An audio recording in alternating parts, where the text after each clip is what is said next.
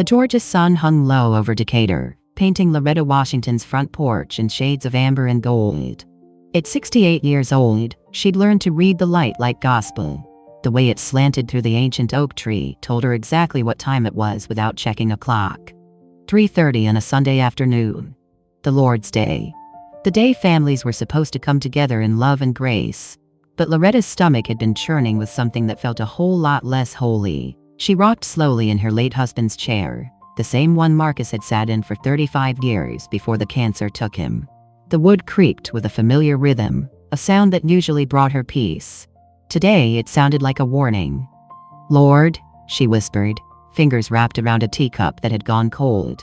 "I taught music to babies for 40 years. I can hear when a note's off key. And something in this house has been singing the wrong tune for 3 weeks now." The house itself was a beauty, a 2-story Victorian painted the color of butter, with white trim that she and Marcus had maintained religiously. 3 generations of Washingtons had lived here. Her grandmother had bought it in 1952, when black folks in Georgia were still fighting for the right to sit at lunch counters. This house meant something. It was legacy. It was blood and sweat and prayers answered. And someone was trying to take it from her. The screen door creaked open, and there she was. "Mama Letta." Ashley's voice was honey-sweet, smooth as silk. "Look at you, sitting out here all by yourself. I brought you something special." Ashley Nicole Fortin Washington glided across the porch like she was walking on air, carrying a silver tray with a teapot and those fancy cookies from the farmer's market downtown. She was beautiful in that way that made people stop and stare. Blonde hair that caught the light, blue eyes that sparkled with what everybody thought was genuine warmth, and a smile that belonged on a toothpaste commercial. But Loretta had been watching, and Lord had she seen some things. "That's sweet of you, baby," Loretta said, keeping her voice light and airy. She'd learned a thing or two about acting in her years. "You didn't have to go through all that trouble." "Oh, it's no trouble at all." Ashley set the tray down on the little wicker table between them. "I made your favorite, chamomile with honey from that farmer's market you love so much. And I added some special herbs. They're supposed to be good for, well, for women our age. You know, heart health and circulation." Our age. Ashley was 32. Loretta wanted to laugh at the manipulation, but instead she smiled warmly. "Well, bless your heart," Loretta said, using the phrase the way Southern black women had weaponized it for generations. Ashley poured the tea with practiced grace, her movements smooth and careful. Loretta watched her hands, manicured nails, expensive rings, including the 2-carat diamond James had somehow afforded on an engineer's salary. "Here you go, Mama." Ashley handed her the cup, but Loretta noticed something crucial. Ashley wasn't drinking any herself. She had a bottle of Fiji water tucked in her designer purse, the kind that cost $5 at Whole Foods. "Aren't you having any, honey?" "Oh, you know me. I'm trying to cut back on caffeine." Ashley's laugh was light, dismissive. "My trainer says it's bad for anxiety." Your trainer. Loretta had been a public school teacher. She knew what anxiety looked like, and it wasn't sipping green juice while spending someone else's money. Loretta lifted the cup to her lips, pretending to take a sip. The liquid was lukewarm now, and something about the smell made her stomach turn. It wasn't just chamomile. There was something else underneath. Something bitter that the honey couldn't quite cover. 20 minutes passed with small talk. Ashley chattered about her day, about the new yoga class she'd joined, about how she and James were thinking about taking a trip to the Bahamas next month. All the while, Loretta felt her heart start to race. Not from excitement or joy, but from something else. Something wrong. The palpitations started slow, then built like a crescendo. Her vision blurred slightly at the edges. The yellow porch light seemed to glow with an unnatural halo, and she felt a wave of nausea roll through her gut. "Mama Letta, you okay? You look a little pale." Ashley's voice was concerned, but her eyes, God help her, Loretta saw it. Her eyes were calculating, watching, waiting. "I'm fine, baby. Just a little tired is all." Loretta set down the teacup, making sure Ashley saw that she'd drunk most of it. In reality, she'd poured half into the potted plant beside her chair when Ashley had looked down at her phone. The sound of a car in the driveway saved her. James, her baby boy, now 35 years old, 6'2", with his father's gentle eyes and his mother's stubborn chin. He bounded up the porch steps with that energy he'd had since he was little. the kind that made it impossible to stay mad at him, even when he drove her crazy. "There are my two favorite ladies." James kissed Ashley full on the mouth, the kind of kiss that made Loretta look away, then bent down to kiss his mama's cheek. "How's my best girl?" "I'm blessed and highly favored, baby," Loretta said automatically, the response she'd given him since he was old enough to ask. But she gripped his hand a little tighter than usual, and she saw him frown. "Mama, your hand is clammy. You feeling all right?" "Just hot out here. You know how I get." She waved him off. "Ashley made me some tea. Such a sweet girl you married." She watched James light up at the compliment, watched him pull Ashley close and kiss her temple.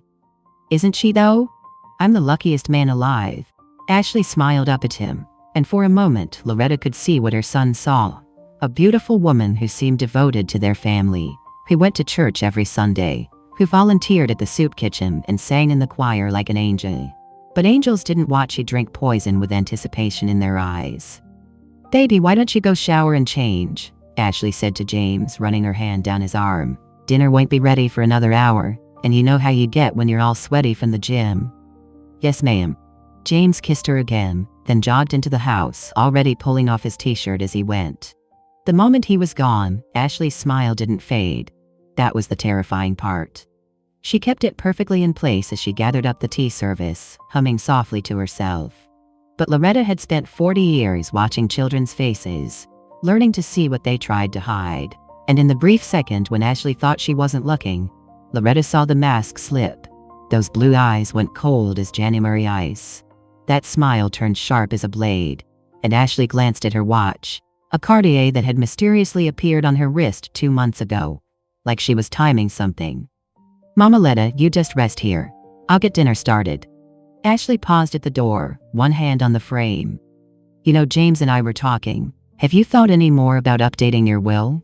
I know Mr. Patterson has been your lawyer forever, but there are some new estate planning strategies that could really help James in the long run."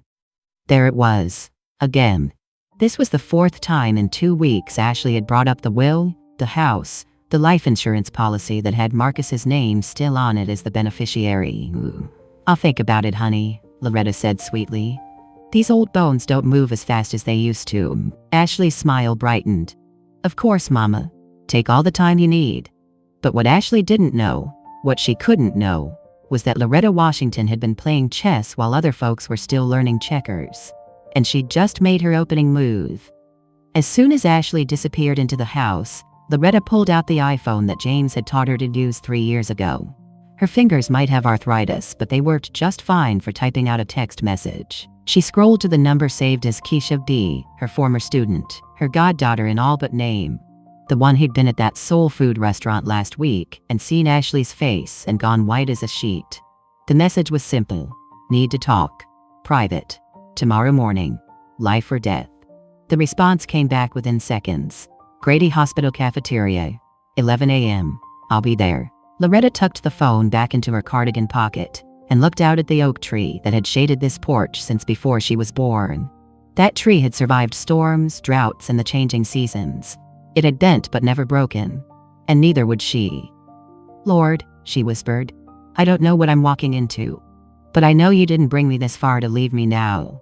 Whatever that girl is planning, whatever poison she's feeding my family, I need you to give me the strength to stop it, because I'll be damned if I let her hurt my boy." The sun dipped lower, painting everything in shades of orange and red. Inside, she could hear Ashley humming in the kitchen, hear James's shower running upstairs. It all looked so normal, so perfect. But Loretta's heart was still racing, and she knew it wasn't from love. 3 weeks earlier, Loretta had woken up feeling like she'd run a marathon in her sleep. It started small, the kind of thing you brush off when you're pushing 70. A little shortness of breath walking up the stairs. Some dizziness when she stood up too fast from her piano bench. Nothing that couldn't be explained by age, by the Georgia heat, by the fact that she hadn't been sleeping well since James got married. But then it got worse. "Mrs. Washington, I'm looking at your test results, and I've got to tell you, I'm confused as hell." Dr. Patricia Owens had been Loretta's physician for 15 years, a no-nonsense black woman from Birmingham who didn't sugarcoat anything. She sat across from Loretta in the community clinic examination room, a folder full of lab results spread out in front of her like a bad hand of cards. Your blood pressure is elevated, 148/92, which isn't great but isn't emergency level either. Your heart rate is concerning though. You're averaging 140 beats per minute at rest. That's tachycardia, and it needs explanation. Loretta wrapped her cardigan tighter around her shoulders, even though the room was warm. What does that mean? It means your heart is working way too hard for no damn reason. Dr. Owens flipped through the papers, frowning. But here's what's got me scratching my head. Your EKG looks fine. Your cardiac enzymes are normal. Your cholesterol is actually better than it was 6 months ago. By all accounts, your heart should be healthy as a horse. So what's causing it? That's the million-dollar question, isn't it? Dr. Owens leaned back in her chair. Have you been under stress? Any changes in your life recently? Loretta thought about Ashley moving into James's house 3 miles away, about how she'd started coming by every single day, always with some excuse. Just wanted to bring you some soup, Mama Letta. Just wanted to check on you, Mama Letta. Just wanted to make sure you're not lonely, Mama Letta. My son got married 8 months ago, Loretta said carefully. Big adjustment, you know. Used to be just him and me after his daddy passed. Dr. Owens gave her a look that said she understood more than Loretta was saying. Any new medications? Supplements? Herbal teas? The question hung in the air like smoke. Herbal teas. Ashley had started bringing her that special chamomile blend about 3 weeks ago. Said it was from some fancy organic shop in Buckhead, supposed to help with sleep and circulation. Ashley always made such a big show of it, brewing it herself, measuring out the exact amounts, making sure Loretta drank every last drop. Just some tea my daughter-in-law brings, Loretta said slowly. But that wouldn't. Probably not, Dr. Owens interrupted, but something in her tone made Loretta's skin prickle. But if you notice your symptoms getting worse when you drink it, maybe lay off for a few days. See if things improve. Sometimes these natural remedies can interact with body chemistry in weird ways. Loretta left the clinic with a prescription for a beta blocker that she had no intention of taking. Not yet. Not until she understood what the hell was happening to her. That night she sat in her kitchen, the same kitchen where she'd taught James to cut collard greens, where Marcus had proposed to her 43 years ago, where 3 generations of Washington women had passed down recipes and secrets and survival strategies. The teacup sat on the counter, half full of Ashley's special blend. Loretta stared at it for a long time. Then she did something she'd never done before. She poured the tea into a mason jar, sealed it tight, and hid it in the back of the pantry behind the Christmas decorations. Just in case. The symptoms came and went like clockwork. Every day Ashley visited, usually around 3 in the afternoon, Loretta would drink the tea and feel like death within an hour.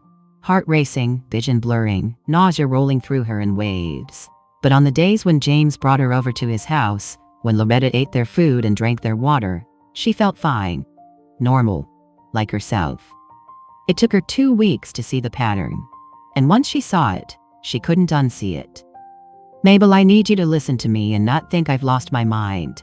Mabel Johnson had been Loretta's best friend since 1984, when they'd both been teaching at the same elementary school. Mabel was retired now, living off her pension and her late husband's Social Security, spending her days watching The Young and the Restless and going to water aerobics at the YMCA. They sat in Mabel's living room, gospel music playing softly from the old radio on the mantel, the smell of lemon pledge and black love soap heavy in the air. Chile, you know I always listen, Mabel said, pouring sweet tea into 2 glasses. What's got you looking like you seen a ghost? I think, Loretta took a breath. I think Ashley is trying to kill me. The words hung in the air like a bomb that hadn't exploded yet. Mabel set down the tea pitcher very carefully. Come again? I think she's putting something in my tea. Something that's making me sick. Loretta's voice was steady, but her hands shook. Every time I drink it, I feel like I'm dying. My heart goes crazy. I can't breathe. And Mabel, she never drinks it herself. Not once. She always has some excuse. Letta, Mabel's voice was gentle, careful. Honey, you've been under a lot of stress. And you know, sometimes when we get to be our age, our minds can play tricks. I'm not senile, maybe. I didn't say you were. But think about what you're saying. Your daughter-in-law? That sweet girl who sings in the choir? The one who volunteers at the soup kitchen every Thursday? The same one who's been asking about my will every other day? The same one who wants to know how much life insurance I got. The same one who asked James if he's the only beneficiary on the house deed. Loretta leaned forward. I've been watching her, maybe. Really watching. And something ain't right. Mabel was quiet for a long moment, sipping her tea and thinking. Finally, she said, You tell James about this? And say what? Son, I think your wife is poisoning me? He'd think I was jealous. Think I can't stand to see him happy. Loretta's voice cracked. He loves her so much, maybe. He looks at her like she hung the moon. If I accuse her without proof, I'll lose him. And if I'm right... She didn't finish the sentence. She didn't have to. What you gonna do? I don't know yet, but I saved some of the tea. And I got an appointment tomorrow with someone who might be able to help me figure this out. Mabel reached across and gripped Loretta's hand tight. You be careful, Letta.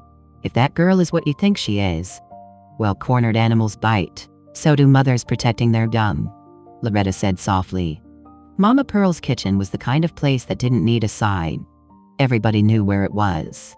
Tucked between a barber shop and a beauty supply store on Candler Road, it had been serving the best soul food in Decatur since 1987. The kind of food that made you close your eyes and hum. The kind that reminded you of Sunday dinners at your grandmother's house. Back when life was simpler and love was measured in extra helpings. Loretta sat in her usual booth by the window, the Friday lunch crowd buzzing around her. James and Ashley had picked her up for what Ashley called a girl's lunch, though James had insisted on coming too, saying he missed his mama's company. The smell of fried chicken and cornbread filled the air, mixing with the sound of Aretha Franklin on the jukebox and the chatter of familiar voices. This was her community, her people, the ones who'd known her when Marcus was alive, who'd brought casseroles after his funeral, who'd watched James grow from a gap-toothed little boy to a man. Mama, you want the catfish or the chicken? James was studying the menu like he didn't already have it memorized. He'd been eating here since he was 5 years old. You know, I always get the chicken, baby, with greens and mac and cheese. Loretta smiled at her son, trying to memorize his face, the little crinkles around his eyes when he smiled. The way he still looked like Marcus when the light hit him just right. I'm thinking about the salmon, Ashley said, not looking up from her phone. Do they have anything gluten-free? Loretta bit her tongue. This girl had been eating fried chicken and waffles every Sunday after church for 8 months, but suddenly she was worried about gluten. Baby, this is soul food, James said gently. It's all about the gluten. That's what makes it good. Ashley laughed, light and airy. You're right. I'll just have the salmon and a side salad. Gotta watch my figure, you know. She reached over and squeezed James's hand, and Loretta watched her son practically melt. That's when she saw the girl. She was young, late 20s maybe, with her hair pulled back in a neat ponytail, wearing scrubs that marked her as medical staff from somewhere. She was carrying a tray loaded with plates, navigating through the crowded restaurant with practiced ease. Just another face in the Friday lunch rush. But when she looked up and saw Ashley, she stopped dead. The tray wobbled. Plates rattled. For a second, Loretta thought she was going to drop everything. The girl stared at Ashley like she'd seen a demon in human skin. Her face went from brown to ashy gray in seconds flat, and her hands started shaking so bad she had to set the tray down on a nearby table before she lost it completely. Loretta's heart started pounding, but not from whatever was in the tea this time. From recognition. From vindication. From the cold, certain knowledge that she wasn't crazy after all. Because this girl knew something. And whatever it was, it scared her to death. Ashley was oblivious, still scrolling through Instagram or Pinterest or whatever the hell people looked at on their phones these days. James was flagging down the waitress to order. Neither of them noticed the girl, who was now backing away slowly toward the kitchen, her eyes never leaving Ashley's face. But Loretta noticed everything. She watched the girl disappear into the kitchen, watched her peek back out through the service window, checking to make sure Ashley was still there. And then, God bless her, the girl did something brave. She came back out with a clean rag, pretending to wipe down tables. She worked her way closer, casual as you please, until she was right behind Ashley's chair. And then she locked eyes with Loretta. The girl's lips moved, forming words without sound. Don't drink anything. Loretta gave the tiniest nod, just enough to show she understood. The girl moved to their table, wiping it down even though it was already clean. When she accidentally knocked Loretta's napkin onto the floor, she bent down to pick it up, and pressed something into Loretta's hand. A folded piece of paper, small enough to hide in her palm. "My apologies, ma'am," the girl said out loud, then quieter. "Tomorrow, please." "No problem, honey," Loretta said, her voice steady even though her heart was galloping. She tucked the paper into her purse as smoothly as she could, praying James and Ashley wouldn't notice. They didn't. Ashley was taking a selfie. James was laughing at something on her phone. Loretta excused herself to the bathroom, locked herself in a stall, and opened the note with shaking hands. The handwriting was rushed, desperate. "Mrs. Washington, it's me, Keisha Brown. I was in your music class 2003 to 2005. Please don't drink anything she gives you. I saw her do this before. In Birmingham. 2019. An old man died. Meet me tomorrow at Grady Hospital cafeteria, 11 a.m. I'm a nurse there now. This is urgent. She's going to kill you." K.B. Loretta read it 3 times, memorizing every word before folding it up and hiding it in her bra, right next to her heart. Keisha Brown, sweet little girl with a gift for piano. Loretta had taught her Beethoven's Four Elise and bought her first sheet music when her mama couldn't afford it. She'd watched that girl graduate high school, helped her apply for nursing school scholarships. And now Keisha was trying to save her life. When Loretta returned to the table, she looked at Ashley with new eyes. At the way she smiled while posting photos. At the way she laughed at James's jokes and played the perfect wife. And Loretta understood with crystal clarity exactly what she was dealing with. This wasn't just a gold digger. This wasn't just a woman who married for money. This was a predator, a hunter. Someone who'd done this before and would do it again. Someone who'd already killed. Loretta picked up her sweet tea and took a long sip, letting the cold liquid calm her racing thoughts. Ashley looked over and smiled, that beauty pageant smile that didn't reach her eyes. "You okay, Mama Letta? You look a little pale." "Just tired, baby," Loretta said sweetly. "You know how us old folks get." But inside she was already planning, already strategizing, already preparing for war. Because if Ashley thought she could take down Loretta Washington without a fight, she had severely underestimated exactly who she was fucking with. Saturday morning came with the kind of muggy heat that made Georgia summers legendary. By 10:30, Loretta was already sweating through her cotton blouse as she drove her 2015 Camry toward downtown Atlanta. She'd told James she had a hair appointment, a lie that came easier than she'd expected. 43 years of marriage had taught her that sometimes love meant protecting people from truths they weren't ready to hear. Grady Memorial Hospital rose up against the Atlanta skyline like a monument to suffering and survival. Loretta had been here before. When Marcus got his cancer diagnosis. When James broke his arm falling off his bike at age 9. When her own mother had her final stroke.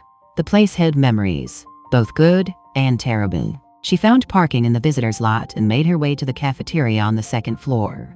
The smell hit her first. Industrial coffee, overcooked vegetables, and that particular antiseptic scent that permeated every hospital in America. The lunch crowd was just starting to trickle in. Nurses on break, worried families grabbing something quick, medical students studying over stale sandwiches. Keisha was already there, sitting at a corner table near the windows. She'd grown up pretty, Loretta thought. The gangly 13-year-old who used to stumble over piano keys had become a confident woman in navy blue scrubs, her hair pulled back in a professional bun, a stethoscope hanging around her neck like jewelry. But when she saw Loretta, her eyes filled with tears. "Mrs. Washington." Keisha stood up so fast she nearly knocked over her coffee. "Oh my God, Mrs. Washington, I was so scared you wouldn't come. I was scared she'd already..." Her voice broke. Loretta pulled the girl, no, the woman, into a tight hug. "Shh, baby, I'm here. I'm all right. Now sit down and tell me everything." They sat across from each other, 2 cups of terrible hospital coffee between them. Keisha's hands were shaking so badly she had to clasp them together on the table. "I can't believe this is happening again," Keisha whispered. "When I saw her at Mama Pearl's, I swear to God I almost had a heart attack. Same face, same smile, same everything. Start from the beginning, honey. Birmingham, 2019. He said an old man died." Keisha took a shaky breath. "I was working at New A.B. Hospital, University of Alabama, Birmingham. I just finished my nursing degree and was doing my first year on the general med floor. There was this patient, Mr. Harold Henderson. 71 years old, widower, no kids. Sweet old man, you know. Used to be a chemistry professor. Still sharp as a tack. She paused to wipe her eyes. He came in for a minor procedure. Gallbladder thing. Should have been routine. But then this woman showed up, said she was his niece visiting from out of state. Called herself Amy Kendrick. She was there every single day bringing him tea, fussing over him like she really cared. She even brought cookies for the nursing staff. Everyone loved her. But you didn't, Loretta said quietly. I don't know what it was. Nurse's intuition, maybe? Something about her smile didn't match her eyes, you know? Like she was playing a character. Keisha's voice dropped even lower. And I noticed things. Little things. Mr. Henderson would be fine all morning, but after she visited in the afternoon, he'd spike a fever. His heart rate would go crazy. He'd be confused, nauseous. Loretta's stomach clenched. That's what's been happening to me. I know. That's why I freaked out when I saw her with you. Keisha reached across the table and grabbed Loretta's hands. Mrs. Washington, he died 3 weeks after that niece showed up. They said it was heart failure, complications from his surgery. Nobody questioned it because he was old and sick. But you did. I saw her at a bar 2 days after his funeral. She was celebrating with some guy, throwing back shots, laughing. And I heard her say, I swear to God, Mrs. Washington, I heard her say easiest 80 grand I ever made. Keisha's voice was shaking with rage. She inherited everything, his house, his retirement, his life insurance, and then she disappeared. You report it? I tried. I went to the police, told them what I saw. But what did I have? A patient who died of heart failure, which his doctors confirmed was natural. A woman who inherited money from her uncle, which is perfectly legal. And me, a 23-year-old brand new nurse with suspicions. Keisha laughed bitterly. They basically patted me on the head and sent me home. Loretta was quiet for a moment, processing. Then, what was the uncle's name again? Harold Henderson. Why? And she called herself Amy Kendrick? Yeah, but Mrs. Washington? Keisha pulled out her phone and showed Loretta a photo. It was a screenshot from what looked like a Facebook page. The woman in the picture had darker hair, different makeup, but the face was unmistakable. This is from his funeral. I took it because I wanted to remember her face. I wanted to make sure that if I ever saw her again, I'd know. It was Ashley, no doubt about it. Her name's Ashley now, Loretta said, her voice eerily calm. Ashley Nicole Thornton, married my son 8 months ago, and she's been bringing me tea for 3 weeks. Jesus Christ. Keisha closed her eyes. We have to stop her. We have to. Mrs. Washington, you need to stop drinking that tea right now. Today. Oh, I stopped 2 days ago, honey. Been pouring it in these plants when she's not looking. Loretta managed a grim smile. But I saved some. Got a whole mason jar of it hidden in my pantry. Think you can test it for me? Keisha sat up straighter, her professional training kicking in. I can run it through our lab. Say it's for a patient case study. What symptoms have you been having? Loretta listed them. The racing heart, the dizziness, the visual disturbances, the nausea. Keisha's face grew more concerned with each symptom. That sounds like cardiac glycoside poisoning, Keisha said. Probably digoxin or something similar. It's a heart medication, but in the wrong doses, especially for someone not prescribed it, it can be lethal. And the symptoms build up over time, so it looks like natural heart failure. How long would it take to kill someone? Depends on the dose and how often you're taking it. But if she's giving it to you daily in tea? Keisha's voice was grim. 2 to 4 weeks, maybe. And you said she's been doing this for 3 weeks? Loretta felt cold despite the humid Georgia heat seeping through the hospital windows. She'd been living on borrowed time, and she hadn't even known it. Can you bring me the tea? Keisha asked. I'll run it through the lab tonight. Tell them it's a suspected poisoning case I'm helping investigate. It's not technically a lie. I'll bring it tomorrow, after church. Loretta squeezed the younger woman's hands. Keisha, baby, I need you to understand something. This is dangerous. If she finds out, you know, I don't care. Keisha's voice was steel. She got away with murder once because I didn't have proof. I'm not letting her do it again. You saved my life, Mrs. Washington. You were the only person who believed I could be more than what people expected from a black girl in the hood. You paid for my piano books. You wrote my recommendation letter for nursing school. You came to my graduation when my own mama was too drunk to show up. Tears were running down Keisha's face now, but her voice never wavered. I owe you everything. And I'll be damned if I let some psycho bitch kill you without a fight. Loretta felt something crack open in her chest. The fear she'd been carrying alone for weeks. The terror that she was crazy or paranoid or just a bitter old woman who couldn't accept her son's happiness. But Keisha believed her. Keisha had seen it before. She wasn't alone anymore. "All right then," Loretta said, standing up and pulling Keisha into another hug. "We're going to do this smart. We're going to get proof, and we're going to save my boy before she decides he's worth more dead than alive." Sunday service at Greater Hope Baptist Church was usually Loretta's sanctuary. 3 hours of gospel music, powerful preaching from Pastor Tyrone Jenkins, and the warm embrace of a community that had known her for 40 years. But today she could barely focus on the sermon. Ashley sat next to James in the third row, looking like an angel in a white sundress and a wide-brimmed hat. She sang every hymn with perfect pitch, swayed to the music with genuine-seeming joy, and even shed a tear during Pastor Jenkins' sermon about forgiveness and family. The performance was flawless. During the collection, Ashley made a big show of putting a $100 bill in the basket. James's $100 bill, Loretta noted from James's wallet. The older church ladies cooed and whispered about what a blessing Sister Ashley was. Even Sister Mabel, who knew the truth, had to admit the girl could act. After service, Loretta waited until James and Ashley were distracted by Pastor Jenkins, who was complimenting Ashley's volunteer work at the soup kitchen, before slipping out to her car. The mason jar of tea was wrapped in a paper bag in her trunk, tucked inside a cooler with ice packs to preserve whatever was in it. She drove to Keisha's apartment in East Atlanta, a modest one-bedroom in a complex that had seen better days but was safe enough. Keisha was waiting outside, still in her church clothes. She attended a younger, more contemporary service across town. "You got it?"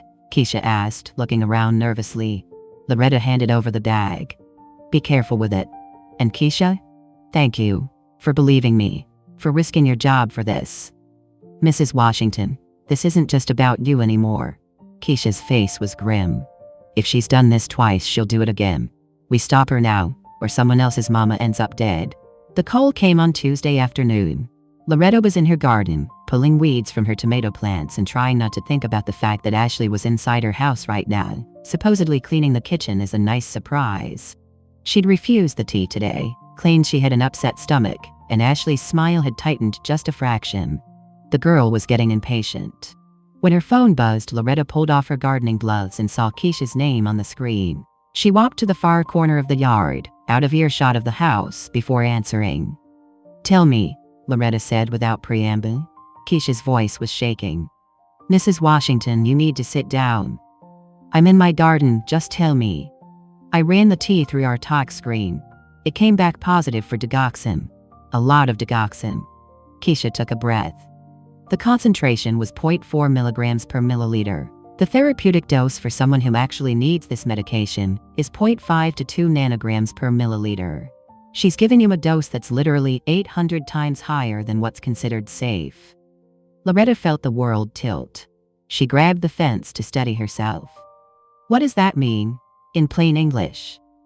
"It means if you'd kept drinking that tea at the rate you were, once a day for another week, you'd have been dead.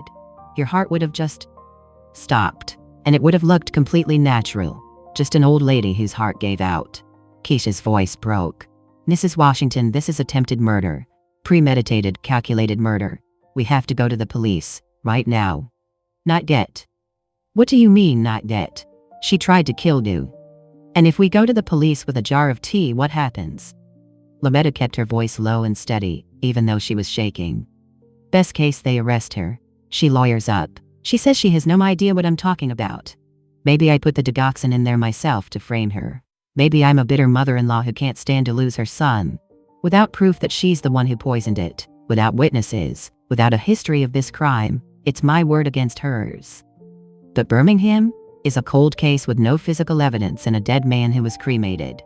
"Keisha, baby, I know you want justice, so do I. But I need more than this. I need to prove who she really is. I need to find out if there are other victims. And I need..." She paused, the words bitter in her mouth. "I need to protect my son. Because if she goes to jail and then gets out on some technicality, or if this goes to trial and she walks, James will never forgive me. He'll think I destroyed his marriage out of spite, and then I lose him forever." There was a long silence on the other end of the line. Finally, Keisha said, What do you want to do? I'm going to hire a private investigator, someone who can dig into her past, find out who she really is, connect her to other crimes, and I'm going to set a trap. Loretta looked back at her house, at the yellow paint and white trim that represented 3 generations of Washington family history. I'm going to make her think she's won, and then I'm going to take everything from her, the same way she tried to take everything from me. That's dangerous, Mrs. Washington. If she realizes you know, then I'll be ready. Loretta's voice was hard as stone. I didn't survive 68 years of being a black woman in Georgia by being careless. I know how to fight smart, and I know how to survive. Raymond Foster's office was tucked above a bail bonds place on Memorial Drive, the kind of location that said, "I've seen some shit," without needing a sign. Loretta climbed the narrow stairs on Wednesday morning, carrying a folder full of everything she had. The lab results, the photo of Amy Kendrick from Harold Henderson's funeral, and a cashier's check for $2,000. Raymond answered the door himself, a man in his mid-60s with gray in his beard and sharp eyes that missed nothing. He'd been Marcus's best friend in high school, had stood up at their wedding, had been there the night Marcus died. "Letta," he said, pulling her into a brief hug. "When you called and said you needed help, I knew it was serious. You never ask for help." "I need you to find out who someone really is," Loretta said, settling into the worn leather chair across from his desk. "And Ray, I need you to do it fast." She laid it all out. Ashley's arrival in James's life, the whirlwind romance, the too perfect persona, the tea, the symptoms, Keisha's story about Birmingham, the lab results that proved someone was trying to kill her. Raymond listened without interrupting, his face growing darker with each revelation. When she finished, he sat back in his chair and steepled his fingers. "You know what you're asking me to find, don't you?" "A serial killer," Loretta said flatly. "One who targets elderly people with money, gets close to them, gains their trust, and poisons them slowly so it looks like natural causes." "Jesus Christ, Letta." Raymond scrubbed his hand over his face. "And she's married to James? For 8 months now. And Ray? I think he might be next, after me." Her voice cracked for the first time. "If she can make me look like I died of natural causes, she inherits through James. But if something happens to him too..." "Oh, he was so heartbroken over his mother's death that he just wasted away. She gets everything. The house, my savings, his salary, the life insurance policies." Raymond was already pulling up databases on his computer. "Give me her full name, date of birth if you have it, social security number." Loretta handed over copies of the marriage license and other documents she'd accidentally found while helping James organize his files. Raymond's fingers flew across the keyboard. 5 minutes passed, then 10, then 15. His frown deepened with each passing minute. "Letta, this is bad." "How bad?" "Ashley Nicole Thornton doesn't exist. Or rather, she only started existing in January 2023. No tax records before that. No employment history. No credit history. The social security number on this marriage license," he tapped the screen, "belongs to a woman who died in Vermont in 2015. Classic identity theft." Loretta felt cold. "So who is she really?" "Give me a few more minutes." Raymond pulled up another program, uploaded the photo from Keisha's phone. "I'm running facial recognition through some databases I have access to. If she's used other names, if she's been arrested, if she's popped up in any police reports..." The computer beeped. "Got her." Raymond's voice was grim. He turned the monitor so Loretta could see. The face was the same, but the name was different. Amber Louise Kendrick. Born December 1991 in Mobile, Alabama. And the list of charges made Loretta's blood run cold. 2018. Fraud investigation. Elderly victim closed due to lack of evidence. 2019. Wanted for questioning. Death of Harold Henderson, Birmingham, AL*. 2021. Identity theft charges, Tallahassee, Florida. Warrant issued, never served. 2022. Suspected in death of Robert Mitchell, charges dropped, insufficient evidence. She's done this at least 4 times that we know of, Raymond said quietly. And those are just the cases that got reported. How many others didn't get questioned? How many families just accepted that grandpa or grandma died of natural causes and never looked deeper? Loretta stared at the screen, at the list of victims, at the pattern that should have been obvious to someone, but never was. Because who suspects the pretty young woman playing the devoted caregiver? Who questions the tearful relative at the funeral? Can we prove any of this? She asked. The Florida case. There's a survivor. Robert Mitchell lived. His daughter, Sarah Mitchell, was the one who reported it. She might be willing to testify. Raymond was already writing notes. And I can contact the Birmingham PD, see if they'll reopen the Henderson case with this new information. But Letta, what? This is going to take time, weeks, maybe months to build an airtight case. And in the meantime, you're living with a target on your back. Loretta stood up, straightening her spine the way her grandmother had taught her, the way Washington women had stood tall through Jim Crow and the civil rights movement and every other storm that had tried to break them.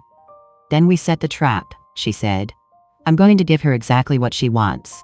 I'm going to tell James and Ashley that I'm changing my will, that I want to add Ashley as a beneficiary. And I'm going to invite them to a special Sunday dinner to celebrate. That's insane. If she thinks you're about to put her in your will, she'll speed up her timeline. She'll try to kill you before you can change your mind.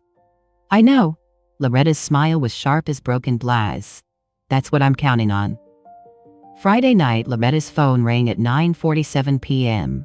James's name flashed on the screen, and something about the late hour made her heart drop before she even answered. Mama? His voice was weak, slurred. Mama, something's wrong. Loretta was on her feet instantly, already grabbing her car keys. Baby, what's happening? Where are you? Home. I can't. My heart's going crazy, Mama. I'm dizzy.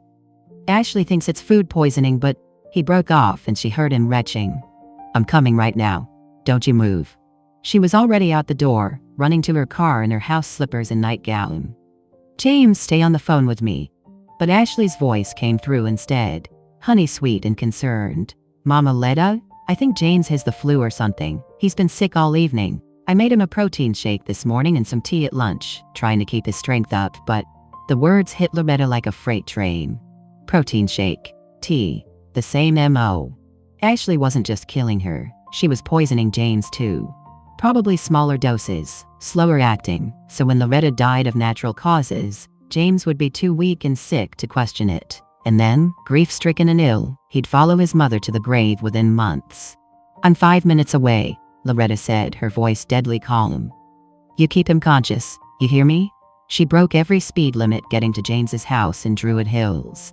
When she burst through the front door, she found her son on the bathroom floor, pale as death. A basin beside him. Baby, I'm here. She knelt beside him, feeling his pulse, rapid and thready, just like hers had been.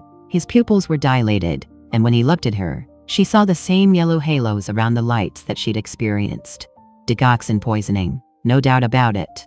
Ashley hovered in the doorway, playing the worried wife. Should I call 911? I'm so scared, Mama Letta. No. Loretta's voice was sharp. He's coming home with me, right now. What? But I can take care of. My son is coming home with his mother.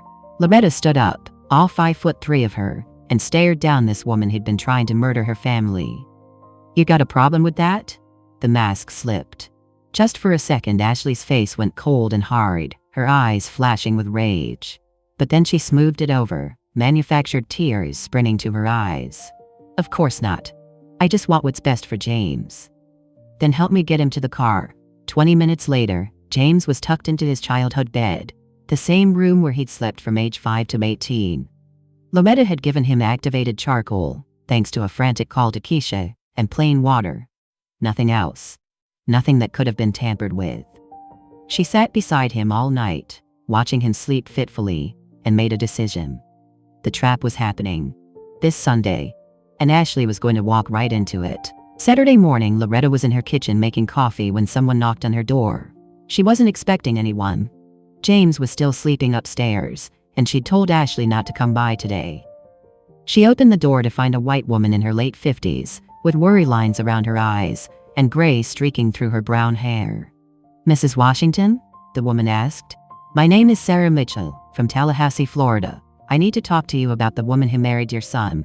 Loretta pulled her inside so fast the woman nearly stumbled. They sat at the kitchen table, and Sarah told her story in a voice that shook with barely contained fury. Her father, Robert Mitchell, 75 years old, widower, retired accountant. Worth about $300,000 between his house and retirement savings. She called herself Brittany Cole, Sarah said. Came into his life as a home health aide in 2021.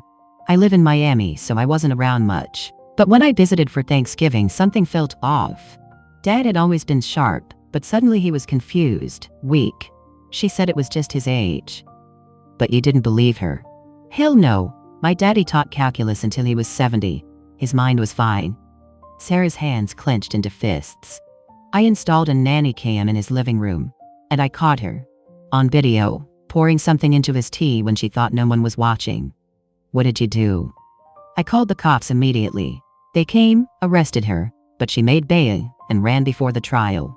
The case fell apart without her there to prosecute. Sarah pulled out her phone, showed Loretta a video. But I kept the evidence, and I've been tracking her ever since. New name, new city, same MO. When I saw your son's wedding photo on Facebook last month, he's friends with my cousin who lives in Atlanta. I knew I had to warn you. Loretta watched the video. There was Ashley, Brittany, young and beautiful and smiling, methodically measuring something from a small mile into an elderly man's teacup. The casual nature of it, the practiced ease, made Loretta's skin crawl. How many others do you think there are? Loretta asked quietly. I found at least 3 more possible cases through online research. Elderly men, dying suddenly of heart failure. Beautiful young women inheriting everything.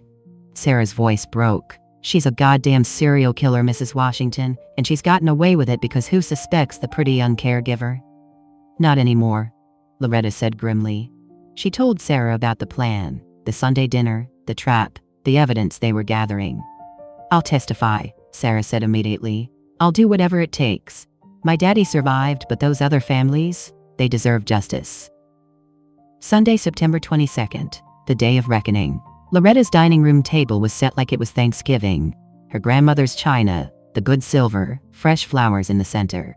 She'd spent all morning cooking. Fried chicken, collard greens with ham hocks, mac and cheese that was more cheese than mac, candied yams, cornbread that melted in your mouth, and a peach cobbler that could make angels weep. But hidden among the homey touches were other preparations. 3 cameras disguised as picture frames, focused on the table. A high-quality audio recorder inside the flower arrangement. Detective Foster and 2 uniformed officers parked in an unmarked car 2 houses down. Sarah Mitchell waiting at Mabel's house next door. Keisha on standby with the lab results. And Loretta herself wearing a wire under her Sunday best dress. James came downstairs at 2 p.m., looking better after 2 days of Loretta's cooking and no tea or protein shakes. He still didn't know what was happening. Loretta had told him the truth about being sick, about suspecting the tea, but not about Ashley. Not yet. She needed him to see it himself, or he'd never believe it. Ashley arrived at 2:30, dressed in a pale pink dress that made her look innocent and sweet. She carried a basket with a bottle of wine and, of course, a container of special herbal tea. Mama Letta. She air-kissed Loretta's cheeks. Everything smells amazing. And I brought some of that tea you love so much. I know you said your stomach was upset, but this will help. How thoughtful, baby. Loretta took the container with a smile. Why don't you and James sit down? I'll just finish up in the kitchen. In the kitchen, Loretta poured the tea into a pot and set it on the stove, but didn't turn on the heat. Then she prepared 3 cups, 1 with plain water for James, 1 with the poison tea for Ashley, and 1 with regular store-bought chamomile for herself. When she returned to the dining room, she found Ashley already chattering about estate planning. So Mama Letta, you said you wanted to discuss your will today. James and I have been thinking, with the house being so valuable now, and property taxes going up, it might make sense to put it in a trust. I actually know a great lawyer who specializes in estate planning for seniors. James shot his mother an uncomfortable look. Ash, maybe we should eat first. No, it's fine, baby. Loretta set down the tea service. In fact, I've made a decision. I want to add Ashley to my will. After all, you're family now. Ashley's eyes lit up like Christmas morning. Mama, that's so generous. I don't know what to say. Say you'll have some tea with me, to celebrate. Loretta poured carefully, making sure each cup went to the right person. To family, Loretta said, raising her cup. To family, James echoed, raising his water. Ashley picked up her cup, the one filled with her own poisoned tea, and something made her pause. Maybe it was instinct. Maybe it was the way Loretta was watching her. But she didn't drink immediately. Instead, she sniffed it, frowned, sniffed again. Mama Letta, did you use a different tea? This smells different. Different how, honey? I don't know, just different. Ashley set down the cup, her smile strained. You know what? I'm actually not feeling great. Maybe we should postpone this. Postpone what? James asked, confused. Ash, what's wrong? Nothing, Ashley stood up abruptly, knocking her chair back. I think I'm coming down with something. We should go. Sit down, Loretta said quietly. Excuse me? I said sit down. Loretta's voice was steel wrapped in velvet. Because we're not done here. James, there's something you need to know about your wife.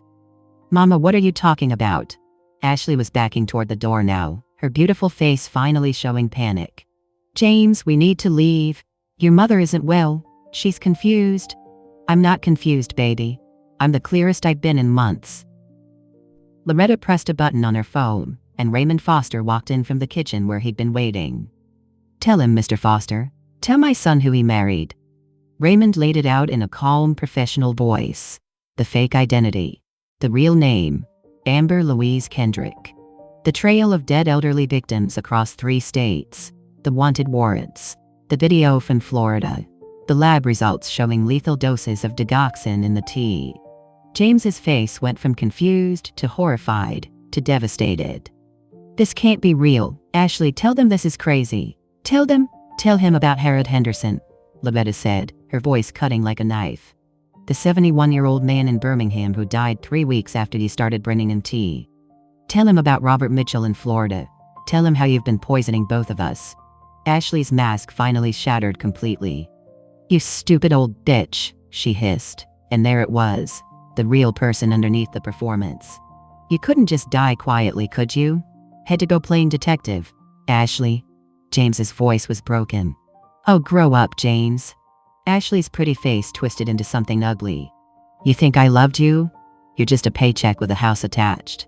A trust fund baby with mommy issues and a hefty life insurance policy. The front door opened and Detective Foster walked in with 2 uniformed officers. Amber Louise Kendrick, you're under arrest for attempted murder, fraud, and identity theft. Ashley, Amber, went quietly at first, that calculated brain already working on her defense. But then Loretta played her trump card. Check her purse, she told the detectives. Left side pocket. Inside they found pregnancy tests. 3 of them. All positive.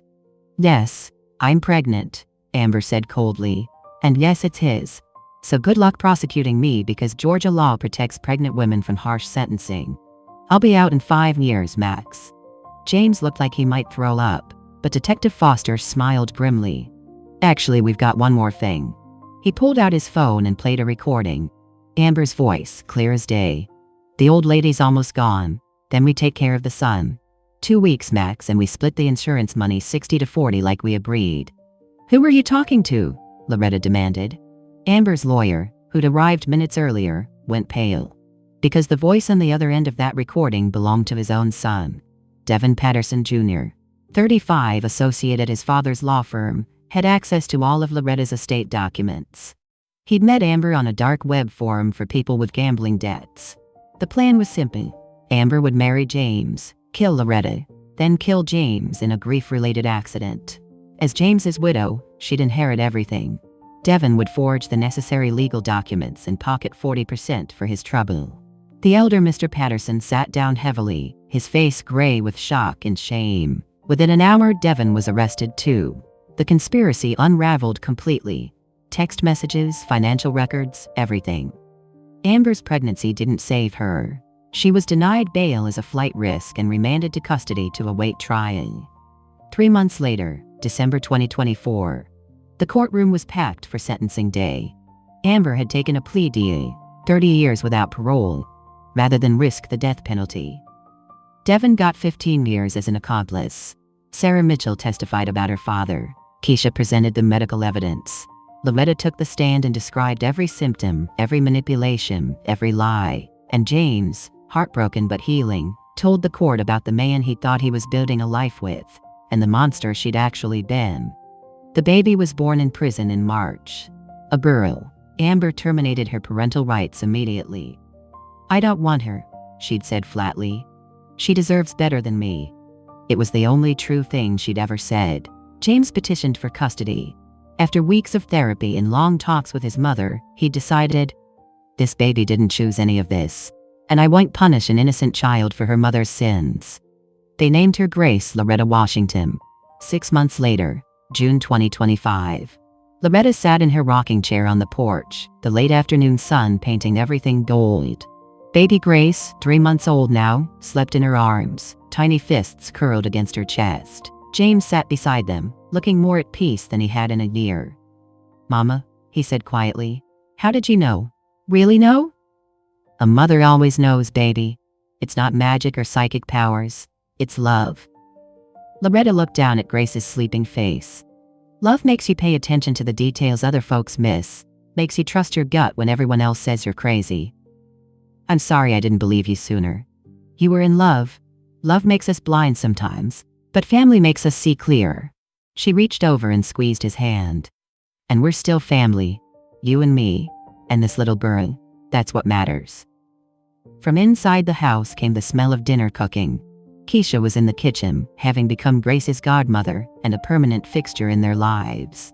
Mabel's voice drifted through the screen door, laughing at something on TV. The Washington house was full of life again, full of real family. Not the kind bound by marriage licenses or DNA, but the kind that showed up when you needed them.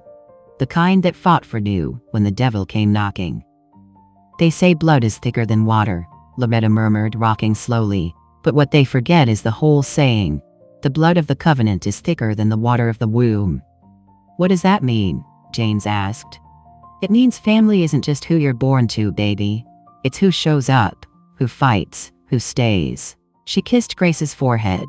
"And who loves you enough to save you from yourself when you need it." As the sun set over Decatur, Georgia, painting the old oak tree in shades of fire and gold, Loretta Washington held her granddaughter close and felt something she hadn't felt in months. Peace. The tea was gone. The poison was locked away. The predator was caged. And the Washington family, bloodied but unbroken, would survive. Just like they always had.